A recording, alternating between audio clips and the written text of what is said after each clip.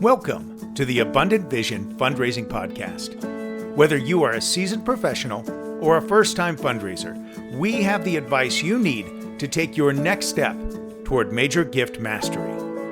I'm your host, Tom Dauber, President of Abundant Vision Philanthropic Consulting. Welcome back to the Abundant Vision Fundraising Podcast. In part 2 of our 3-part series with Courtney Markley, we go deeper into the psychology behind generosity. Why do even the most generous people hesitate to give? Courtney shares moving client stories and teaches us how to hold space better, ask better questions, and walk with donors as they wrestle with fear and calling. If you've ever wondered how to help a donor get unstuck, this episode is for you. I would say about half my clients who've come to me are Christian and half aren't. But most of them have this desire to want to be generous and want to give. You know, it's how we are created. It feels good to do these things. And, my mind goes to the woman who says, I know I'm supposed to give. I have a desire to give. But again, for a lot of folks, it goes back to childhood. And she's reminded of the sexual abuse that she faced as a child and how she has built up these habits. For one point in her life, she built up these habits to protect herself, right? But now, decades later, she still has some rather unhealthy habits that she hasn't quite been able to let go of. So we have to remember that the people that we're talking to are human. They don't operate based on math. They operate based on emotion. And you just don't know what's happened in their past that's driving those emotions. Boy, that's really helpful. Now, you mentioned that half of your clients are faith-based, half of them aren't. Do you see a lot of differences in the way, like a Christian versus a non-Christian might think about money in your context? As a whole, if I sit down and I ask someone, what role does money play in your life? Or what's the purpose of money? Or what are you hoping to accomplish out of life? By and large, my Christian and non-Christian clients give me pretty identical answers. Now, I'm not advocating for whether that's right or wrong, but simply just saying this is something that I've just observed, that Christians and non-Christians, for the most part, think very similarly around money. Even non-Christian clients, again, who may not have that faith component, a lot of people still have that charitable desire. They want to do things to help their neighbor, to help their fellow man. They want to be generous. So I would say that this is a conversation that applies to everybody. Oh, that's great. I found that as well. And I think one of the reasons, like on my podcast, we welcome everybody, regardless of the worldview.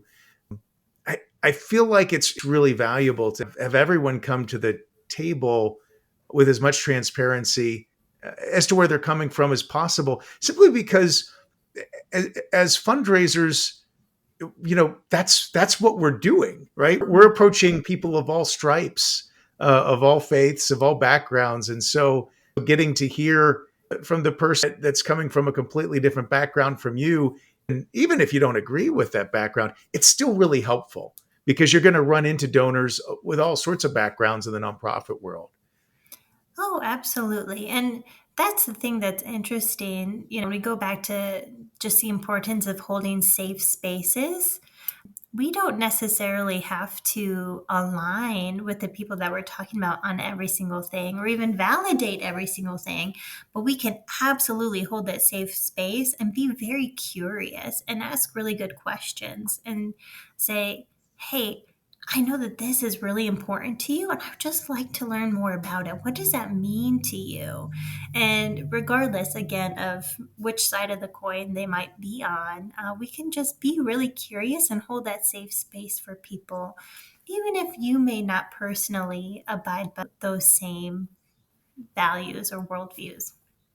That's fantastic. Now, in your work, Courtney, you relate to donors. You help them think through from a Christian perspective or from a value-based perspective, how they should think about their wealth and their philanthropy. Many people give for many reasons, many different reasons. Have you ever seen your clients impacted by thinking about their financial decisions in light of their core values? How does that make a difference, thinking about their core values and applying it to their giving? Yeah, I mean, it makes a huge difference. And for me, as their counselor, and I also get to put my coaching hat on, it means that I get to challenge them in really healthy ways. And again, this can apply whether you're Christian or non-Christian. Like, let's kind of step back for a moment. I'm thinking of a client that I have who's a musician, and it is his goal to move to Nashville one day and live out the musician dream. Now, I know nothing about music. I don't pretend to know anything about music, but every decision that he makes, every time we get together, I say, now tell me, how does this help your ultimate goal of getting to Nashville and living out that dream of being a Mm, musician? And so we can apply it the same way when we're talking to our clients about values. You may know nothing about those values. You may not share those same values, but you can say, now, in light of your values, how does this make sense? How does it fit in? Where are you feeling challenged to take a step forward? Again, you don't necessarily have to be the guru. You don't have to be the one telling them the answers, but just holding that space open and asking just really good, curious questions so that they can start to piece things together. Um, that's great. Yes, yes, but it allows us, if your clients have some sort of value that they hold very dear, that gives you essentially, I say, permission to challenge them a little bit. And so I jokingly can say this with my clients because they know my heart and they know where I'm coming from. But I tell them, like, I'm way harder on my Christian clients than on my non-Christian clients. As maybe because I understand their worldview the best. And so I can press my thumb into certain things a little bit more. But we can step back and say, listen, you've told me to my face that this is what you believe in. And yet we're being challenged to move forward and you're hesitant. Let's talk about Mm. that a bit more and let's go a bit deeper here. So it's okay. I would say that's probably the other insight that I would like to share for people who are working with high net worth donors. They don't get challenged very much. And they don't have very many people who just are straight up honest with them.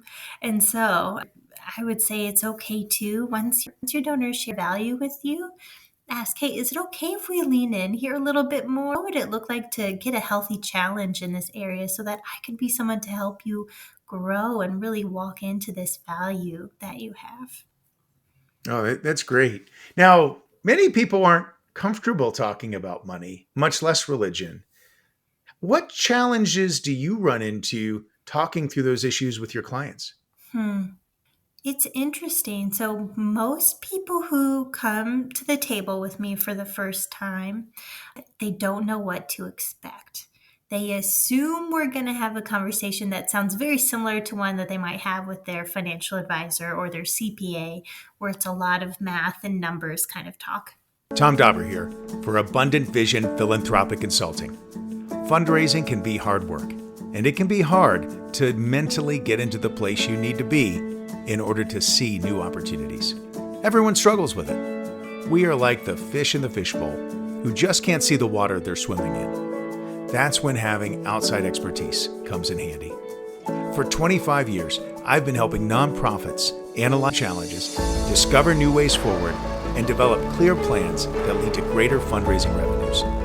Now I am available to help your organization develop the abundant vision it needs to inspire new levels of philanthropy at your nonprofit as well. Check out abundantvision.net to start your journey toward greater fundraising success today. Now, back to the show. So, I preface it with that. Most people don't know what they're getting themselves into. At the same time, I have to say the challenge, if I'm being honest, if I'm kind of taking a step back, I think the challenge normally sits on my side of the table, not theirs. Meaning, when I talk to other coaches or counselors, donors who want to be engaged in deeper money conversations, it's normally a hesitancy on their end, not the receiving party. Meaning, oh, I don't know if I could ask that question, Courtney. What if they get offended? What if they're upset that I'm asking these things? What if? And so I mainly find that the deepest work had to be done on myself.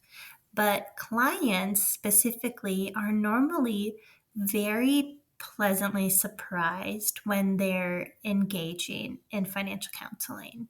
Um, People are so hungry for this safe space. They really, really are. And I think anyone could hold that space. Again, I don't think you need to have a financial counselor designation in order to do that for folks. But I think normally we just have to get out of our own way first and say, Mm. this is not about me trying to prove that I am the smartest person in the room or that I'm, supporting certain things, whatever it might be. But truly, I'm just super curious about you as a person, and I'm going to ask you questions. And normally the response that I hear is, I can't believe we're talking about this, but also, oh, it feels really good to get this off my chest. And so normally, I hope I'm making sense in this answer, but normally first we have to get over ourselves is essentially where I believe it begins. And just being willing to lead with vulnerability, to be willing to maybe ask a question that leads to like 2 minutes of awkward silence. But then it might come with a great insight or a revelation there at the end. But we kind of have to get out of our own way first if we want to be having deeper conversations with people. Are there any other pieces of advice that you might have for specifically for fundraisers about how they can engage their donors in healthy ways, not manipulative ways, but just to Mhm. help them think about their values and think about maybe their giving motive and all those sorts of things to help their donors? Yeah, that's a great question. I would say, when I'm talking with people, one of the things that I like to point out is that, again, we want to be seen as someone who wants something for the person, not something from the person. So, Mm-hmm. what might that look like? That might mean that I ask you, again, if you're someone of faith, I might start the conversation with, what are some of the causes that God has put on your heart recently? Is there a certain organization or a certain cause that He's been asking you to be financially supportive? And I just have to be okay with the fact that it may not be my cause or my organization. If someone really wants to help this specific part of town or this specific organization that has nothing to do with what I am representing, that's okay. But hey, how can I help you get connected with that organization? Can I make an introduction? I want to be the person who helps you take a step forward, whether that's with me or somebody else. And so that's a tip initially how I approach the conversation, because then it takes the light off of you, right? We always want the light to be on the person that we're meeting with. We always want to be lifting them up. And again, we don't want to be one more person who's just asking them for something. I think people are so tired of that. And honestly, they can see right through it, right? People know, when someone's approaching you and they don't really care about you as a person, they just want to ask. Mm-hmm. And you don't look forward to meeting with them either, right? Like, absolutely not. But if we can say, I love meeting with this person because every time I do, they hold a safe space for me, just for me to be open and vulnerable. They ask me really challenging questions. And then they help me take a step forward, whether that's with them or somebody else. Well, that's someone that I'm going to want to build a stronger relationship with, right? Mm-hmm. And so I would start there and just recognizing, hopefully the goal is for you to help that person draw closer. For me, as a Christian counselor, my goal is always, how can I get you closer to Jesus? Not how can I get you to give this amount or do this with your money or this or this or this. It's how can I get you closer to Jesus? And then let's talk about that. And so I encourage people to have kind of that same mindset of, whatever that person's value is, how can I just help you to be faithful and walk in those values a bit deeper and just grow with you? Those are a few things that I would share. Well, since I've got your ear, there's one more question that occurs to me that it could be helpful for our listeners. It sounds to me like you get a lot of very frank input from your clients, Mm-hmm. and they talk to you about their giving experiences and those sorts of things. Are there things that people in my profession that we do horribly wrong or make awful mistakes on that your clients say, I really hate this when fundraisers do A, B, or C? Well, I so appreciate the question. There's a lot of grace here, right? I'm sure you could ask my clients the same thing about tell me all the things that financial counselors get wrong, right? Any Right, profession. right. Any profession. None of us are perfect. But some of the things that I hear from people, I'll share a few things that I hear from people. The first one that comes to mind is actually when it comes to making the ask, it's too vague. It's not very specific. And so it might sound like, hey, we want to do this thing right now with like your vision casting, right? And so could you give us some money for this thing that looks really blurry and fuzzy? And you're like, I have no idea what that means. Many of my clients, again, they're very smart, very successful. When it comes to making investments into different nonprofit organizations, they do want to know, like, what is this actually for? And what are going to be like the ROIs? And they want to know that you've also done some homework and some research on it, just like if they had to go to a bank and ask for a loan or whatever it might be, right? We want it to be very specific and not vague. So the more specific you can be, the better. And then I think probably the other biggest one that I get, again, recognizing when we're talking about high net worth donors, there's a bit of a dating process that happens, isn't there? And I think sometimes another thing that I hear from folks is there's an ask or there's a proposal too soon before you really understand that person, where you have an understanding of their values and how they're living them out and how your organization may help them in a certain way to live out those values. But it came across as I'm just going to sneak in and make this ask real quick and like cross my fingers and hope and pray that you say yes, because I have done it way too soon. So I hope does that make sense? Do you hear that every now and then? Totally. Both of those, I think, are spot on. Yeah. So those are probably the two biggest things, is make it specific and be willing to, again, build that relationship to the point where it makes sense to make a proposal or make an ask. And so it doesn't feel like we're just trying to sneak in and sneak back out. What a powerful reminder that generosity is emotional work, not just financial math. In our final episode, we'll turn the mirror on ourselves as fundraisers because we bring our own money baggage too. Tune in next time for a candid conversation about healing, calling, and growth for donors and development professionals alike. I'm your host, Tom Dauber.